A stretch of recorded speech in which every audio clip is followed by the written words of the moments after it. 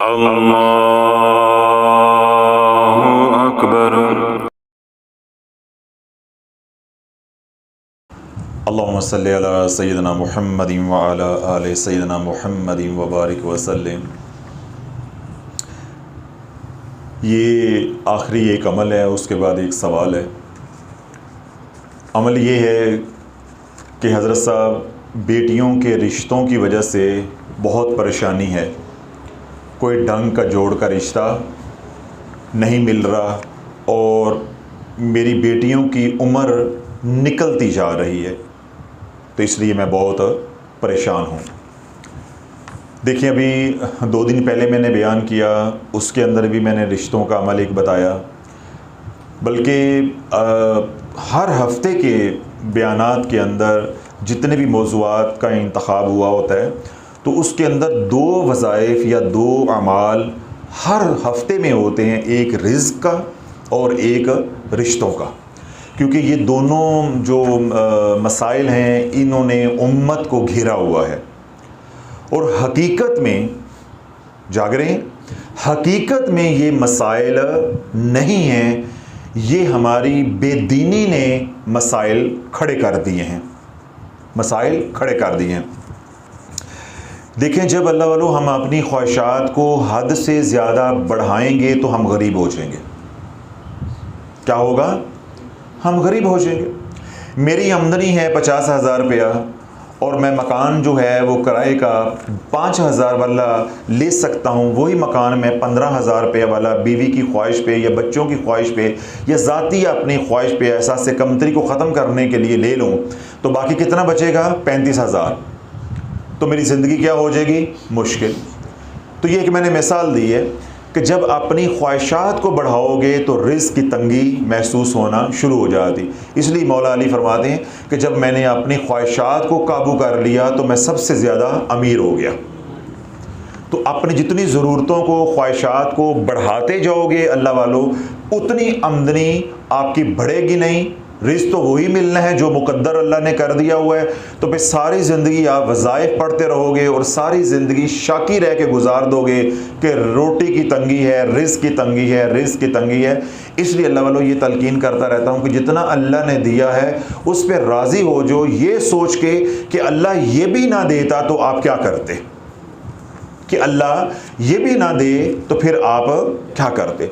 ये रिज़्क़ के हवाले से है। रिश्तों के हवाले से मैंने जो अभी 2 दिन पहले बयान किया, उसके अंदर भी मैंने ये वालिदैन से गुजारिशात की कि रिश्तों का मसला है, लेकिन इतना बड़ा मसला नहीं है जितना बड़ा हमने बना लिया है।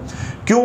हमने अपनी ख्वाहिशात के मुताबिक शराइत रख ली हैं कि ये शर्तें पूरी होंगी तो हम रिश्ता करेंगे, तो वरना हम रिश्ता नहीं करेंगे। जो शराइत शरीयत ने बताई हैं उधर हमारा 1% भी ध्यान नहीं है, और जो शराइत हमने खुद घड़ी हैं उनके ऊपर पूरा जोर है। तो अल्लाह वालों, जो शरीयत ने बताई हैं वो शराइत का ख्याल नहीं करेंगे, अपनी शर्तें रखेंगे, तो फिर ये क्या बन जाएगी? तिजारत। ये सुन्नत नहीं, फिर ये बन जाएगी तिजारत। तो अल्लाह वालों, तिजारत के अंदर तो फिर कोई नुकसान नहीं चाहता।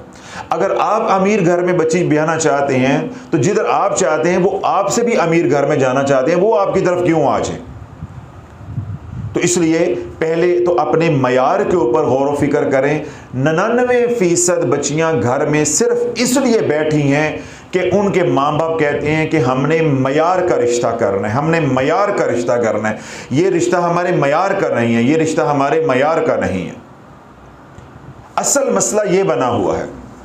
तो जो मयार शरीयत ने बताया है वो कितना है कि बच्चा है वो दीनदार हो, यानी पहला काम क्या है उसके अंदर? दीनदारी होना, शरीफ होना, बरसरे रोज़गार होना और उसके ख़ानदान का अच्छा होना। ये 4 शर्तें हैं कुल, और हमने पता नहीं क्या क्या शर्तें लगाई हुई हैं। अराई होने चाहिए जी, चौहान होने चाहिए जी, जट होने चाहिए जी, शेख होने चाहिए, फिर क्या जी, लड़की का कद इतना होना चाहिए, रंग गोरा होना चाहिए, मुकामी होने चाहिए, मुकीम होने चाहिए, मुहाजिर नहीं होने चाहिए। नहीं जी, हमने इसी शहर में करना है, मुल्तान से बाहर नहीं निकलना, लाहौर से बाहर नहीं निकलना। मतलब अजीबो गरीब हमने शराइत जो है वो बनाई हुई है। फिर यह है कि जी बच्ची है तो वो हमारी बच्ची को वो नौकरी करवाएंगे, नौकरी से रोकेंगे नहीं। फिर जी वो हमारी बच्ची को अलहदा रखेंगे, घर लेके देंगे। फिर हमारी बच्ची के नाम जायदाद करवाएंगे। फिर हमारी बच्ची को इतना जेवर पहनाएंगे। लड़के वाले हैं तो हमें गाड़ी देंगे। तो इन बातों ने जो रिश्तों के मसाइल हैं, जो मसला है उसको मसाइल में बदल दिया है। तो ये मसला अब इतना शदीद हो गया कि अब हर माँ बाप परेशान है। तो अल्लाह ने एक तो ये गुजारिश है कि अल्लाह के महबूब अलैहिस्सलाम का दीन सीखो। जब दीन पे आ जाओगे अल्लाह ज़िंदगी आसान कर देगा। वो तमाम माँ बाप जो बच्चे बच्चियों के रिश्तों की वजह से परेशान हैं, या वो उम्मीदवार लड़के हैं या लड़कियां जो रिश्तों की वजह से ख़ुद परेशान हैं, उनके माँ बाप सर पे नहीं है, कोई वाली नहीं है, वो करने वाला नहीं है, तो मैं जमाली अमल बता रहा हूँ दुरूद तुंजीना का। दुरूद तुंजीना का इतना आसान अमल है, इतना मुजर्रब अमल है, पढ़ते जाओगे जादू बंदिश भी टूटती जाएगी। और सबसे बढ़ के ये है कि अल्लाह सलामती के, आफ़ियत के, खैर के, बरकत के रास्ते भी खोलता जाएगा। फिर कोई डर नहीं है, कोई खौफ नहीं है, कोई रज्जत का डर नहीं है, कोई उल्टा पड़ने का डर नहीं है, बल्कि करम ही करम है, करम दर करम है। ठीक है, आज तक मैंने जितने भी अमाल बताए हैं वो अपनी जगह पे मोतबर है, अपनी जगह पे अफजल है, लेकिन ये जो अमल है दुरूद तुंजीना वाला, अल्लाह वालों, ये करम ही करम है। उम्मीदवार भी करें, यानी बच्चे बच्चियां भी करें, सारे घर वाले भी करें, माँ बाप के सर पर हैं, माँ बाप भी साथ करें, और घर में और कोई अफराद रहते हैं तो सब करें। जितना करेंगे, जितना गुड़ डालेंगे उतना मीठा होगा। दुरूद तुंजीना पढ़ने के दो तरीके हैं, वो मैंने बताए हैं। दोनों वीडियोस अपलोडेड हैं, एक तलाश चैनल पे है और एक आरजू चैनल पे है। ये अमल शुरू करने से पहले बयान पहले मुकम्मल सुनें तलाश चैनल पे जाके, उधर मैंने क्या तरीका बताया है, दुरूद तुंजीना की क्या फजीलत है। आरजू चैनल पे जाके सुने कि मैंने क्या तरीका बताया है। उन दो तरीकों में से जौन सा तरीका आपको आसान लगे वो आप शुरू कर लें, रिश्ते की नीयत करके। तो इंशाअल्लाह अज़ीज़ अल्लाह रब्बुल इज़्ज़त जो है वो आपके साथ आसानी वाला मामला फरमाएगा। दोनों बयान सुनने के बाद आप जो भी तादाद मुकर्रर करते हैं वजीफ़े के तौर पे वो अपनी जगह पे है, लेकिन मैं आपको मशवरा दूंगा, बहसीयत मौलज ये मशवरा दूंगा कि आप दुरूद तुंजीना जितना ज़्यादा से ज़्यादा पढ़ें वो आप तादाद मुकर्रर कर लें, चाहे 1000 बार रोज़ाना पढ़ें, 500 बार रोज़ाना पढ़ें। लेकिन जब आपका वजीफ़ा रिश्ता नहीं हो रहा और इस तरह का मसला है कि रिश्ता आता है, ख़त्म हो जाता है, बात बनती है, फिर बात ख़त्म हो जाती है, बात आखिर पे जाके खामोशी हो जाती, बात रुक जाती है, जब ये वाले बंदिश के मसाइल हैं, रुकावट वाले हैं, तो दुरूद तुंजीना कम अज़ कम 313 बार रोज़ाना पढ़ना है। अब यहाँ पे कुछ लोगों का सवाल आ सकता है, हज़रत साहब मैं जॉब करती हूँ या करता हूँ, मेरे पास इतना वक्त नहीं होता। तो भाई दुरूद तुंजीना 313 बार पढ़ने के लिए सिर्फ 1 घंटा चाहिए।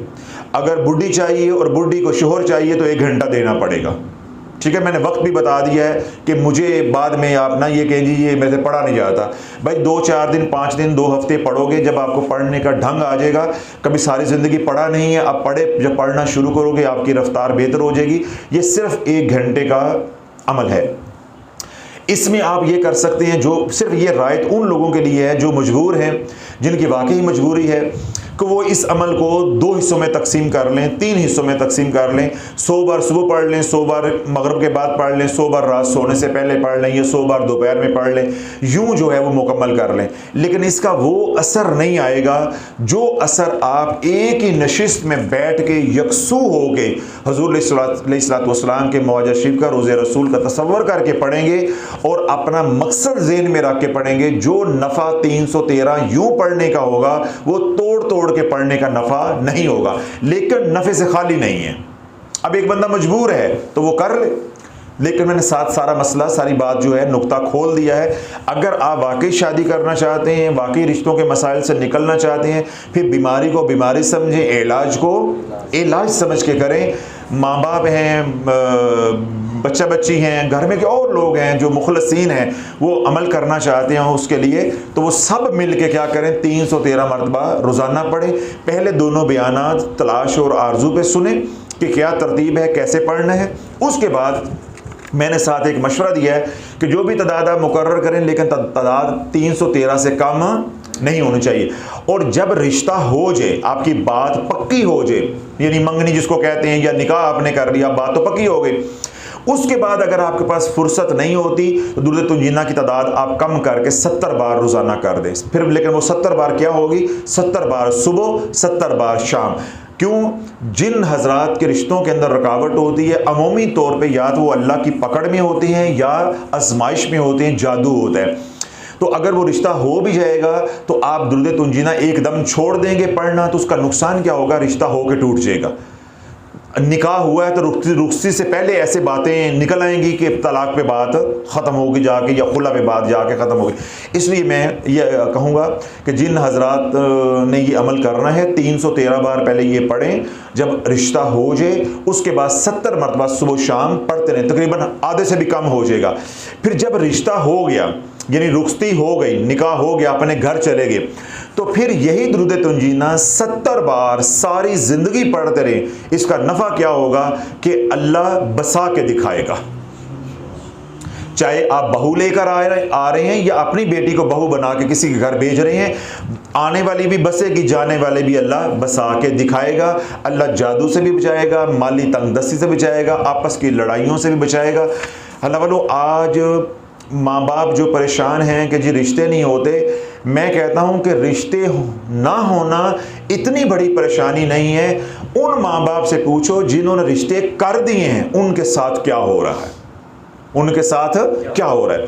अभी कल नहीं परसों रात को मुझे 2-2:30 बजे सोशल मीडिया वालों ने एक वॉइस मैसेज और एक टेक्स्ट मैसेज भेजा। वो एक ही फैमिली का था, वो यहाँ खानका भी तशरीफ़ लेकर आते हैं लाहौर से। 15 दिन पहले शादी की है, जाग रहे हैं? कितने दिन पहले? 15 दिन पहले शादी की है, और शादी भी आई लव यू वाली है, यानी लव मैरिज है, पसंद की शादी है। आज यानी जिस दिन मुझे परसों मैसेज मिला है, तो उस दिन उस शादी को कुल 15 दिन हुए थे, तो आज 2 ऊपर हो गए, 17 हो गए। तो 15 दिन के हालात उन्होंने ये लिखे कि हजरत साहब बात तलाक पे पहुंच गई है, बात तलाक पे पहुंच गई है। तो अल्लाह वाले 15 दिनों में तो रिश्तेदारों के नाम भी याद नहीं होते कि लड़की की फुफी कौन सी, तो फुफा कौन सा है, चाचू कौन सा, चची कौन सी है, या इनके तारुफ भी मुकम्मल नहीं होता। 15 दिन तो अभी वो जिसे कहते हैं कोई दावतें या खाना पीना या हनीमून, वो भी नहीं होता। तो 15 दिन में बात तलाक पे पहुंच गई है। और उनका मुझे पैगाम आया, हज़रत साहब देख कर बताएं कि हमारे लिए क्या हुक्म है। मैंने ये कहा जी अल्लाह से अपने गुनाहों की माफ़ी मांगे, दुरूद पाक कसरत के साथ पढ़ें, अगर वो भी ये बयान सुन लें तो दुरूद तुंजीना पढ़ें, कसरत के साथ साथ इस्तग़फ़ार करें कि अल्लाह रब्बुल इज़्ज़त है जिस गुनाह की वजह से पकड़ में आई हैं दोनों ख़ानदान, अल्लाह उस गुनाह को माफ़ फरमा दे, दोनों घर उजड़ने से बच जाएं। अब अल्लाह वालों देखो कि सिर्फ कि 15 दिन के अंदर घर उजड़ने को हो गया है, क्या फ़ायदा उस किए का। अब वो माँ बाप यही सोचेंगे ना, अल्लाह ना करे वो घर उजड़ जाते हैं, तो माँ बाप यही कहेंगे ना, इससे तो अच्छा था ब्याते ही ना, इससे तो अच्छा था रिश्ता ही ना होता, चलो एक उम्मीद तो रहती। तो अब हमारा माशरा ऐसा है, अल्लाह ना करे कोई जो बच्ची उजड़ के आ जाती है, उसको कोई फिर अपने भी ख़ानदान में लेने के लिए दूसरी शादी या दूसरे निकाह के लिए तैयार नहीं होते। तो ये इसलिए कह रहा हूँ कि वो तमाम हजरात जो दुरूद तुंजीना का अमल करेंगे, तो जब तक रिश्ता नहीं होता कितनी बार पढ़ेंगे? कम अज़ कम 313 बार। और जब रिश्ता हो जाए यानी निकाह हो जाए या मंगनी हो जाए, उसके बाद 70 बार सुबह शाम। और जब अपने घर चले जाएं यानी मुकम्मल शादी हो जाए, रुखसती हो जाए, तो फिर 70 मरतबा सारी ज़िंदगी पढ़ते रहेंगे। तो मैंने क्या कहा कि अल्लाह बसा के दिखाएगा और इज़्ज़त के साथ बसा के दिखाएगा। अल्लाह नज़र बद से, जादू से, बंदिश से, घरेलू लड़ाई झगड़े, आपस की बाहमी जो नफ़रतें होती हैं, अल्लाह उनसे भी, जिस तरह ससुराल के झगड़े होते हैं उनके शर से भी अल्लाह महफूज रखेगा। इसी तरह वो हजरात जो दुरूद तुंजीना का अमल करेंगे वो साथ खिज़री अमल करेंगे। जब तक खिज़री अमल नहीं करेंगे दुरूद तुंजीना से नफ़ा नहीं होगा, क्योंकि हसार नहीं है। अगर वो जादू के मरीज़ हैं, बंदिश के मरीज़ हैं, तो दुरूद तुंजीना से जितना नफ़ा होगा उतना जादू तेज़ होता जाएगा, मामला और उलझता जाएगा। 2 महीने के बाद वो कहेंगे हज़रत साहब हम पढ़ रहे हैं लेकिन हमारा रिश्ता तो हो नहीं रहा, बात बन नहीं रही।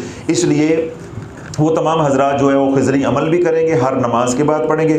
खिजरी अमल का बयान जो है आरजू चैनल पे अपलोडेड है, वो वहाँ से सुन लें। वो सारा तरीका उसके अंदर समझाया है कि खिजरी अमल के अंदर कौन कौन से अज़कार होते हैं। 6-7 मिनट का अमल है, हर नमाज के बाद करना है, अपने घर बार का हसार करना है।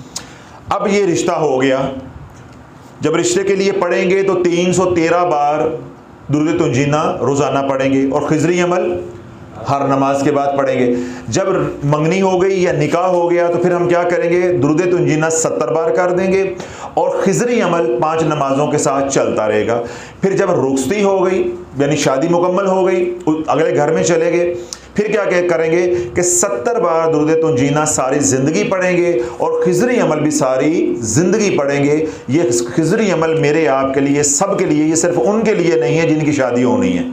ये हिफाजत का निज़ाम है। जब हिफाजत नहीं होगी तो फिर आप अगले घर में बसेंगे नहीं, जिस तरह 15 दिन के बाद वो उजड़ने को घर तैयार है, जिनकी तरफ मैंने इशारा किया है। तो तमाम हजरात को इजाज़त है, जो सोशल मीडिया पे सुने उन्हें भी इजाज़त है, लेकिन अमल शुरू करने से पहले खिजरी अमल और दुरूद तंजीना की जो दोनों वीडियोज़ हैं, बयानात हैं, तलाश पे, आरजू पे, उनको पहले सुने, तरतीब को समझें, तरीके को समझें। 2 दिन बाद, 3 दिन बाद शुरू कर लें, लेकिन बात को समझ के करें ताकि बाद में कोई सवाल ना हो, आपको हमारे से रब्ता करने की ज़रूरत ना पड़े। मैंने मुकम्मल तफसील के साथ पूरा रोड मैप आपको दे दिया है, उसके मुताबिक चलें। इंशाअल्लाह अज़ीज़ सारी ज़िंदगी अल्लाह खुशियों वाली जो है वो अता फरमाएगा। जिस मुसीबत में, परेशानी में आप फंसे हैं, अल्लाह इससे भी निकालेगा और अल्लाह इज़्ज़त वाला, आफ़ियत वाला रिश्ता भी जो अता करेगा। और बकिया ज़िंदगी यानी ये इबादत निकाह है, अज़वाजी ज़िंदगी, अल्लाह वो भी खुशगवार अता फरमाएगा।